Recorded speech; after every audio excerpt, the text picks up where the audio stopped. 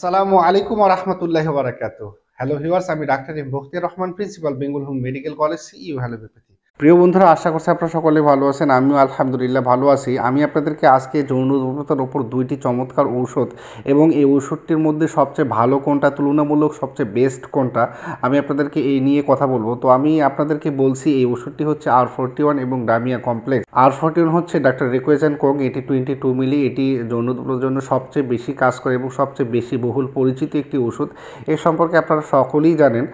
এবং একই সাথে ডামিয়ানা কমপ্লেক্স, এটি হচ্ছে হার্মাবেট সুইজারল্যান্ড কোম্পানির। এটি সরবরাহ করেছেন সুইজারল্যান্ডের একটি কোম্পানি। এটি খুব ভালো কাজ করে এবং চমৎকার রেজাল্ট। এই দুটি ওষুধই erectile dysfunction, premature ejaculation, leakage of semens, impotency সহ যৌন দুর্বলতায় খুব ভালো কাজ করে। তো আমি আপনাদেরকে জানিয়ে রাখছি এই ওষুধগুলোর মধ্যে তুলনামূলক বেস্ট কোনটা।